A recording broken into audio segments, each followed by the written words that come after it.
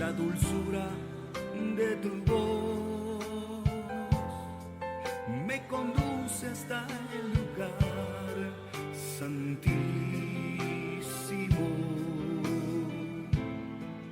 y me llevará hasta ti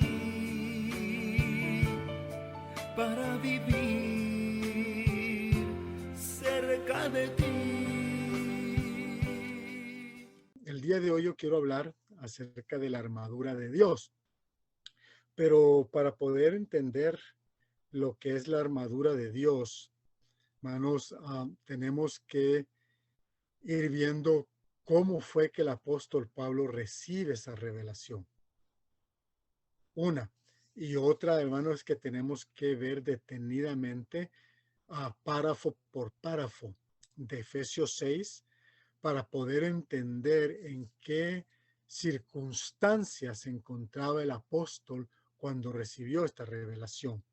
Pero para poder entender un poquito más, vamos a leer, hermano, lo que es Efesios 6, versículo 10 al versículo 20, que dice de esta manera: por lo demás, hermanos míos, fortaleceos en el Señor y en el poder de su fuerza. Ahí ya Pablo ya comienza con una enseñanza que está, hermano, ya que debe ya de revolucionar la mente del creyente. Por lo demás, hermanos míos, fortaleceos en el Señor y en el poder de su fuerza. Vestíos de toda la armadura de Dios, para que podáis estar firmes contra las acechanzas del diablo. Porque no tenemos lucha contra sangre y carne. Dejemos la lectura ahí por unos segundos. Nuestra lucha es, hermanos, contra lo que no vemos, contra lo que no entendemos con una mente natural. Eso ya quedó establecido por lo que el pasaje dice. Entonces nuestra lucha es contra lo que nosotros no estamos viendo ni estamos entendiendo con nuestra mente natural. Amén. Una lucha que no se produce aquí en la tierra. Esa es la lucha que nosotros tenemos, una lucha que no se produce aquí en la tierra, que no se inicia aquí en la tierra. Pueda que aquí en la tierra la tengamos, pero no se dio inicio aquí, se dio inicio en otro lugar. Amén. Es una lucha, hermano, que no se produce aquí en la tierra, pero el apóstol Pablo me llamó la atención que cita 4 rangos. Amén. El apóstol cita 4 rangos que son usados por el enemigo, hermano, para podernos acechar o para podernos destruir o para podernos atacar. Primero, dice que nuestra lucha es contra principados. Segundo, contra potestades. Tercero, contra gobernadores de las tinieblas de este siglo. Amén. Y contra huestes espirituales de maldad en las regiones celestes. Por eso ahora, entienda usted algo. Amén. Entienda usted algo. Que cuando alguien nos quiere hacer una maldad, está siendo regido por una hueste espiritual de maldad. Amén. Cuando alguien quiere robarnos aún nuestra propia identidad como creyentes de Dios, está siendo, hermano, usado por un gobernador de las tinieblas de este siglo. Y así sucesivamente. Pero Pablo entonces nos da la medicina preventiva en este mensaje que le está escribiendo. Dice, por tanto, tomad toda. Amén. Lo vuelve a repetir. Recuerde que comienza con, por lo demás, hermanos míos, fortaleceos en el Señor y en el poder de su fuerza, vestidos de toda la armadura de Dios, para que podáis estar firme contra las acechanzas del diablo. Pero ya aquí más abajo dice, por tanto, tomad toda. O sea que lo vuelve a repetir. la armadura de Dios para que podáis resistir en el día malo. Entonces, aquí ya vemos dos aspectos. Vemos el día, hermano, vemos que es para poder estar firmes contra las acechanzas del diablo, pero también para poder, hermano, para poder resistir en el día malo, porque vienen días malos. Amén. Y habiendo acabado todo, dice Pablo, estar firmes. Amén. Yo busqué dos adjetivos que el diccionario regular tiene acerca de la palabra firme. Y uno de los adjetivos que le da es que el estar firme es el estar estable, que no se mueve al estar bien apoyado o sujeto. Y el segundo adjetivo es que es constante y no se deja dominar ni abatir. Ahora, veamos lo que quiere decir en las escrituras el estar firme. Que eso es interesante, más interesante todavía. En las escrituras, hermano, quiere decir el estar pues firme, quiere decir el estar fuerte, que no se mueva ni vacile de su fe. Eso es el estar firme, el estar fuerte, que no se mueve ni vacile de su fe. Ahora, estad pues firmes, dice Pablo, ceñidos vuestros lomos con la verdad, vestidos con la coraza de justicia y calzados los pies con el apresto del evangelio de la paz. Sobre todo, vuelvo a repetir la palabra todo, tomad el escudo de la fe con que podáis apagar todos los dardos de fuego del maligno, y tomad el yelmo de la salvación, la espada del Espíritu, que es la palabra de Dios, orando en todo tiempo con toda oración y súplica por todos los santos y por mí, a fin de que al abrir mi boca me sea dada palabra para dar a conocer con denuedo el misterio del Evangelio, por el cual soy embajador en cadenas, que con denuedo hable de él como debo hablar. Bueno, Señor, añada bendición a su palabra. A nivel de introducción, el apóstol Pablo, hermano, nos dejó un secreto en el libro de Efesios. Nos dejó un misterio, como él mismo lo dice. Un secreto que los hombres religiosos escondieron. Y solo con la revelación de Dios a través del Espíritu Santo, hermano, podremos nosotros descifrar. Amén. Aleluya. Bueno,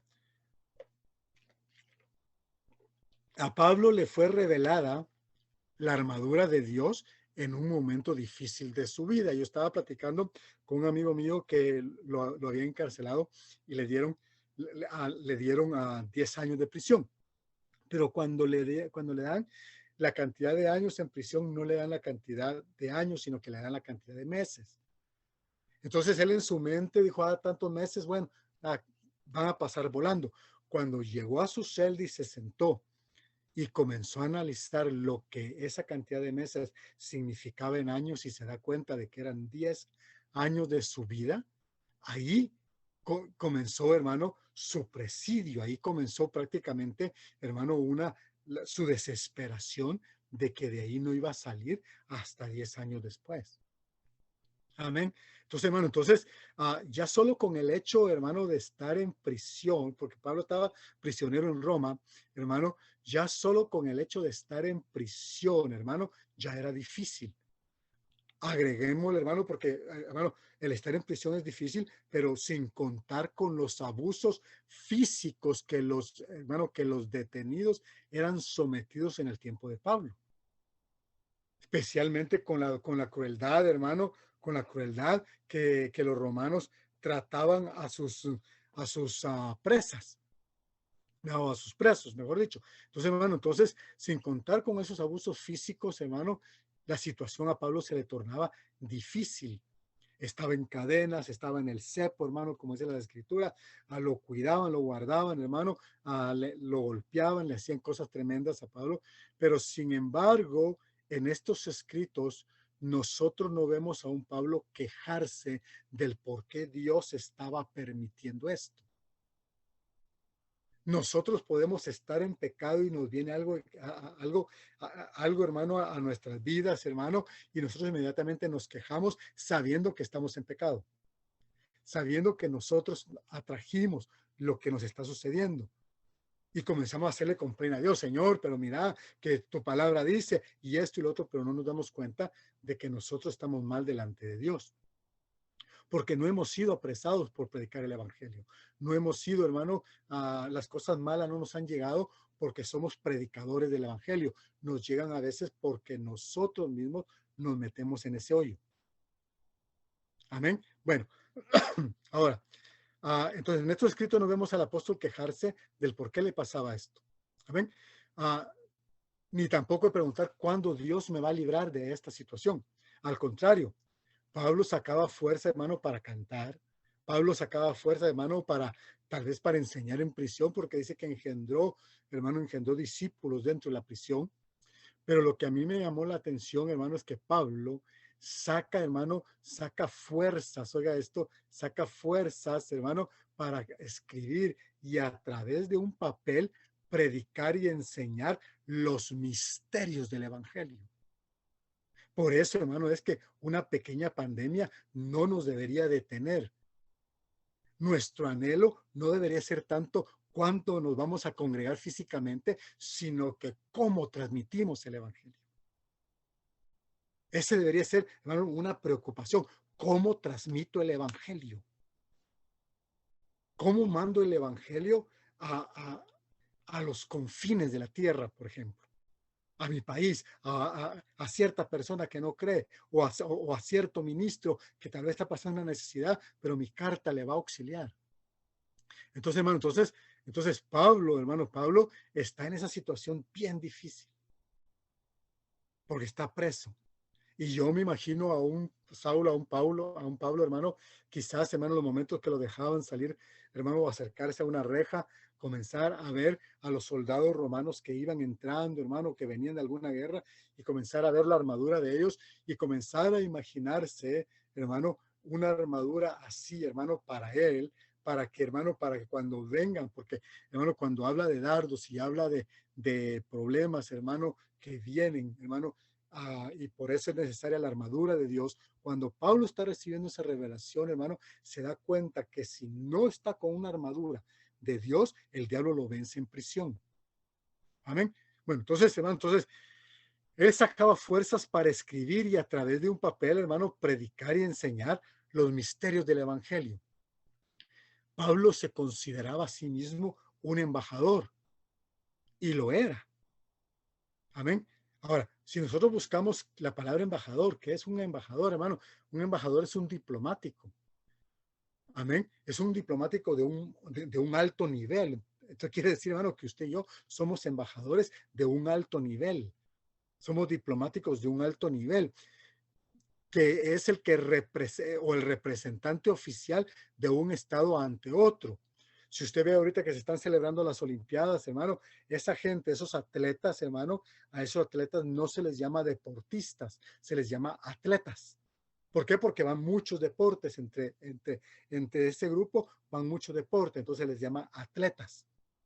Amén. Y esos atletas representan, hermano, no solamente a un país, sino que representan a un gobierno. Por eso es que los cuidan, hermano, como cuidar a reyes, como cuidar presidentes. Amén. Son embajadores, son diplomáticos, atletas diplomáticos, representando, hermano, representantes de un alto nivel. Entonces, así somos nosotros en el evangelio. Por eso el evangelio habla, hermano, aún de atletas, cuando corren, hermano, en el estadio. Entonces nosotros corremos, hermano, porque tenemos una corona enfrente y esa corona, hermano, es una corona que es un regalo de parte de Dios para aquel que alcance hasta el día final. Bueno, entonces mire pues, entonces Pablo era un embajador. Amén.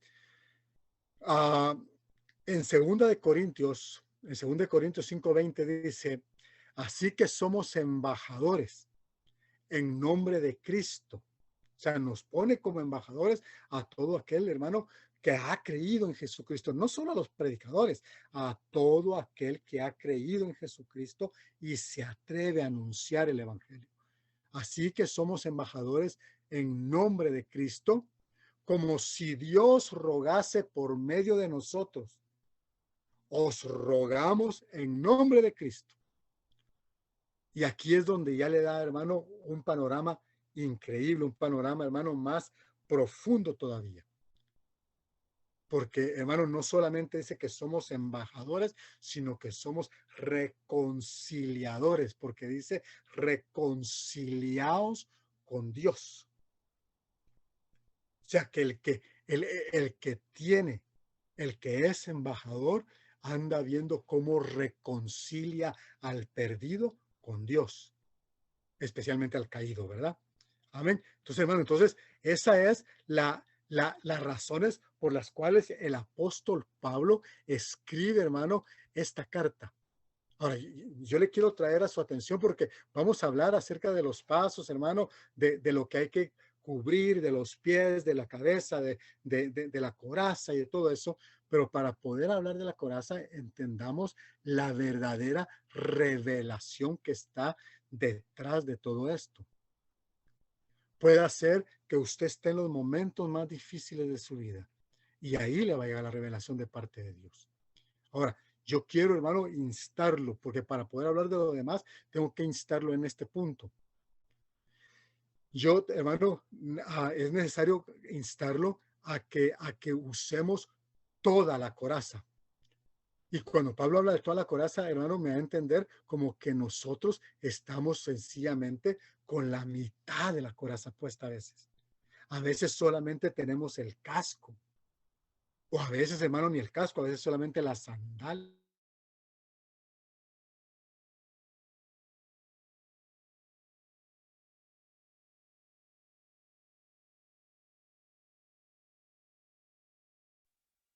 No se oye, brother.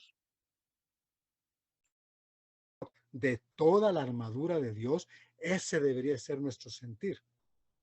Nosotros deberíamos de estar, hermano, con toda la armadura de Dios. Lo voy a volver a repetir. Nosotros deberíamos de estar con toda la armadura de Dios de día y de noche. Y al final, Pablo da, hermano, un mensaje bien tremendo porque dice, hermano, dice, y tomad el yelmo de la salvación. Bueno, dice, orando en todo tiempo, con toda oración y súplica por todos los santos y por mí. Entonces, Pablo como que llega un momento en que se da cuenta de que quizás hasta por él, hermano, es por el último que oraban. Pero Pablo hace conciencia a la iglesia de Éfeso, hermano, en esta carta, para que la iglesia de Éfeso, hermano, tenga entendimiento que tiene que estar, hermano, bajo una oración perseverante y bajo una súplica. Dice, velando en ello con toda perseverancia y súplica por todos los santos. Entonces hay una clase de oración que nosotros es necesaria que la tengamos. Y es la oración perseverante, la oración con súplica. Pero, oiga esto, pero antes de eso Pablo dice, hermano, orando en todo tiempo, con toda oración y súplica en el Espíritu. Ahí es donde hace la diferencia, porque podemos estar orando en la carne. Podemos estar orando solamente por salir del paso. Pido oración porque el Señor arregle mi matrimonio. Que el Señor arregle tu matrimonio, que el Señor te bendiga y arregle tu matrimonio. No, hay una oración, hermano, que es una oración y súplica en el Espíritu que nosotros tenemos que investigar cuál es. o cómo se hace, porque eso, hermano, que venga un pastor y diga, esto así se ora en el Espíritu, hermano, eso es antibíblico. Yo no creo que ninguno de nosotros podamos instruirle a usted cómo orar en el Espíritu. Pablo mismo lo dijo, hermano, de qué le serviría a él, por ejemplo, hablar en lenguas, ¿verdad? ¿De qué le serviría a él hablar en lenguas? Dijo Pablo, si nadie va a poder interpretárselas. Amén. Pero hay algo que nos beneficia a nosotros, que es, hermano, esto que Pablo está diciendo aquí, que es la oración y la súplica en el Espíritu. Eso quiere decir la oración intensa, a solas. Yo oía a alguien decir esto el día de hoy, hermano, que me llamó la atención, porque lo estaban criticando, que dónde está, que por qué no ayuda a fulano que está enfermo ahora, que tiene tanto dinero, que mande esto y lo otro. Y salió dando una entrevista y decía esto, decía esta persona, que no es ni cristiana, pero decía esto, que es una realidad. Decía, decía, tengo entendido que si voy a ayudar, pero no tengo que andar cacarequeando mi ayuda. Hay quienes, hermano, cacaraquean sus oraciones hacia otra persona. Pero esta oración que Pablo está hablando aquí es una oración intensa, hermano, es una oración a solas. Yo se lo he dicho a usted, se lo he predicado, de que una de las cosas que yo he visto en Jesucristo fue de que él tenía el tiempo para predicar, para visitar y para orar. Y esas eran sus noches, esos eran sus días. El Señor se apartaba a estar a solas para la oración. Y ahora entiendo por qué no se llevaba a tanta gente, hermano, porque hubiera quedado escrito las oraciones. Alguien las hubiera comunicado, pero el Señor se apartaba a solas a orar. Y esa es la invitación que yo quiero hacerle a usted, de que ya su oración va a cambiar o debería de cambiar. Mi oración debería de cambiar, debería de ser una oración intensa. ¿Por qué? Porque nos estamos armando de toda la armadura de Dios. Es la única manera de que nosotros podemos tener toda la armadura de Dios. Así, cuando vengan los dardos, cuando vengan los ataques, aún los ataques físicos, hermano, nosotros no los vamos a poder sentir. ¿Por qué? Porque tenemos la armadura. Más adelante vamos a estar hablando de qué estaba hecha, hermano, la armadura que Pablo estaba viendo y cómo se cuidaba, hermano, el escudo, cómo se cuidaba la coraza, el casco, hermano, las sandalias. Pero ahora lo que es más importante es ver, hermano, que Pablo hace énfasis en que la armadura de Dios debe de estar puesta, pero debe de estar puesta toda. Y el primer versículo, hermano, que habla Pablo acerca de esta armadura, hermano, en el versículo 10, dice, por lo demás, hermanos míos, fortaleceos, o sea, de que habla de que tenemos que fortalecernos en el Señor y en el poder de su fuerza.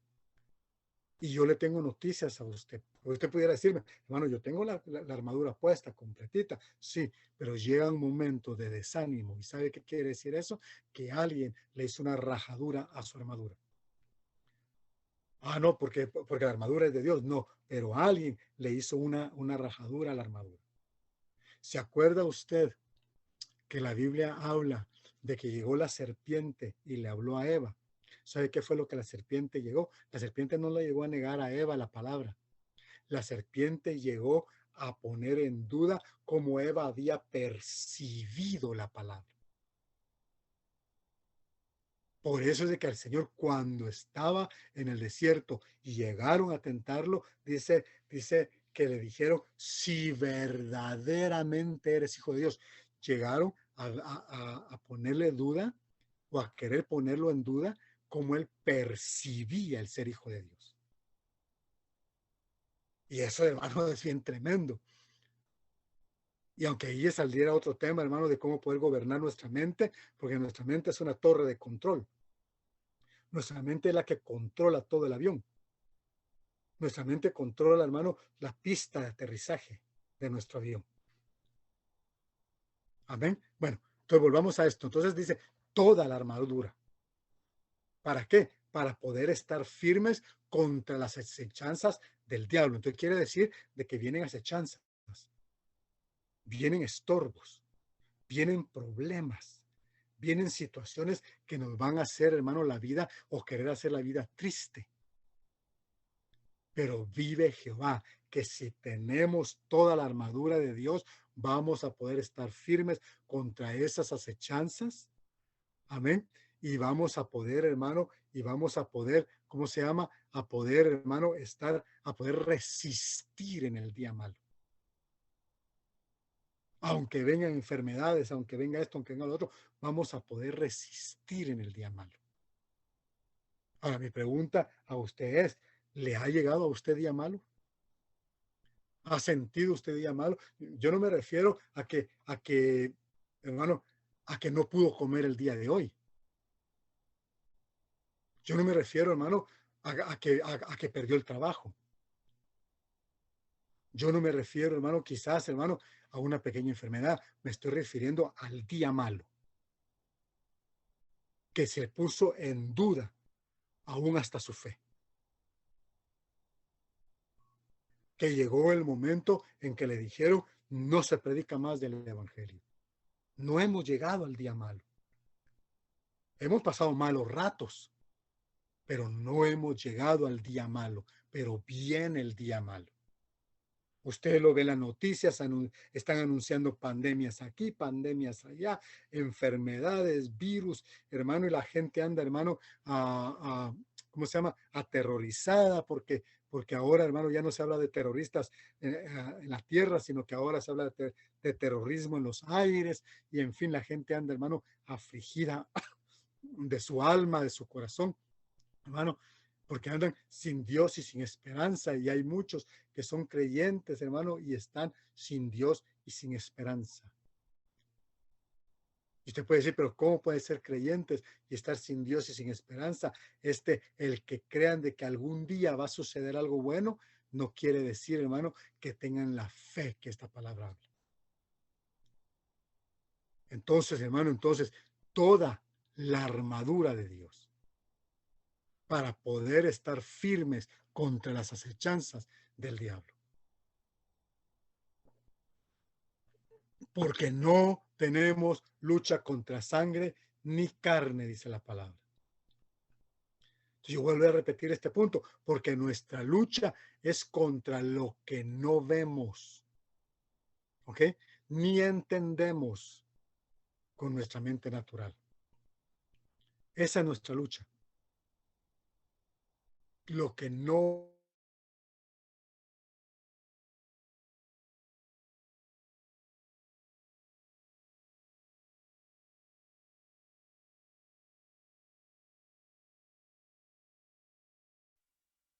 No se oye, brother.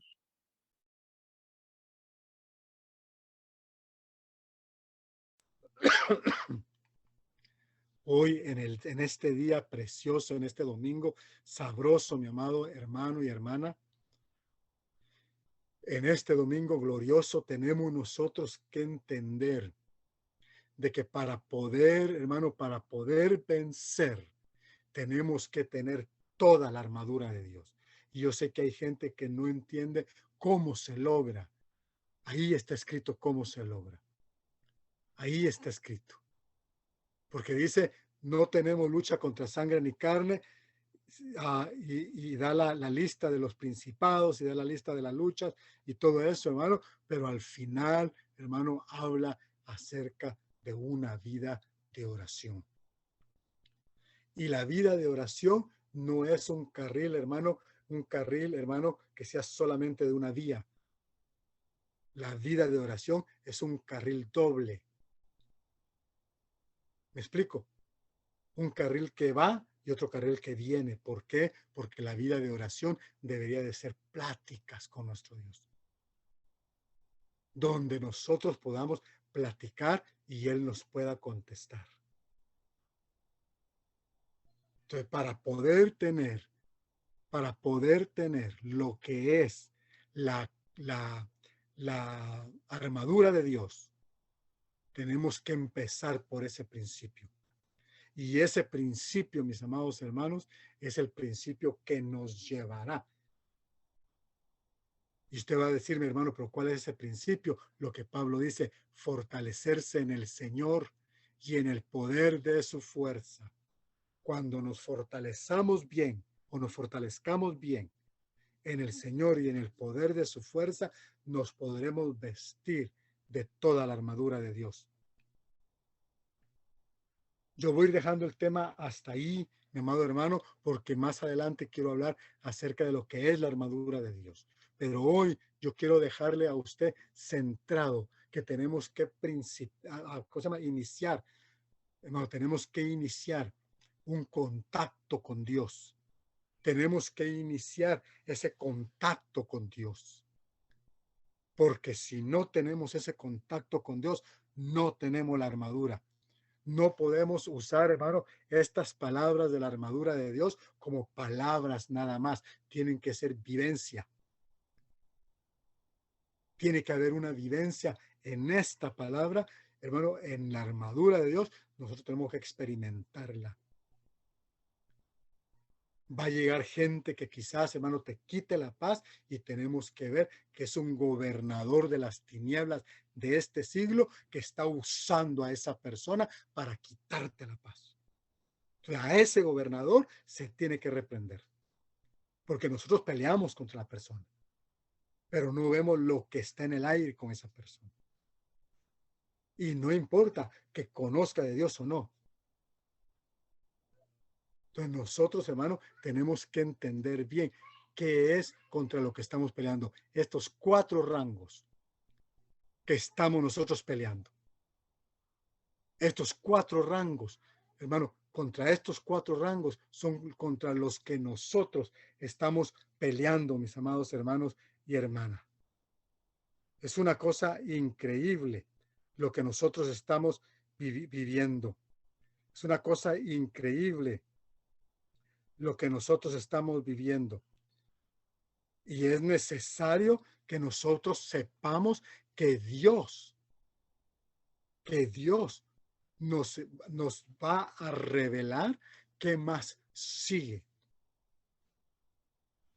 Es urgente que nosotros lo sepamos. Entonces, toda la armadura de Dios tiene que estar puesta en nosotros. Toda la armadura de Dios tiene que estar puesta en nosotros para poder pelear contra estos 4 rangos, contra principados, contra potestades, contra gobernadores de las tinieblas de este siglo y huestes espirituales de maldad en las regiones celestes. Cada siglo tiene sus gobernadores de las tinieblas, como que hubiera una votación presidencial. Y ya estos gobernadores los quitan y ponen gobernadores nuevos. En cada siglo, Pablo nos está dando una señal cuánto pudiera durar, hermano, el reinado de esa clase de gobernador. Más adelante vamos a hablar quiénes son los gobernadores de tinieblas, cuáles son esas potestades de las que Pablo habla, esos principados de los que Pablo habla. Porque yo le aseguro que la Biblia nos lo dejó dicho. Amén. Ahí donde está, vamos a orar en el nombre de Jesús, dándole la honra y la gloria a nuestro Dios, esperando, mi amado hermano y hermana, que el tema del día de hoy haya sido de bendición para la vida suya, como es para la vida mía. Padre, en el nombre de Jesús, bendice a mis hermanos, bendice a mis hermanas, Señor eterno, los que pudieron entrar, los que no pudieron entrar igualmente, aquellos que quizás están trabajando o están, Señor bendito, disfrutando de un día con familia, Señor amado. Señor bendito, bendícelos donde quiera que se encuentren, Señor de la gloria. Señor bendecido, motiva a cada uno a que te busque a través de la palabra, a que te busque en la oración, Señor amado. En el nombre glorioso de Jesucristo, bendice a cada uno, Señor bendito, sus casas, sus hogares, Padre Santo, sus familias, sus trabajos, sus empresas, en el nombre maravilloso de Jesús. Gracias, Señor amado. Amén, Padre, y amén.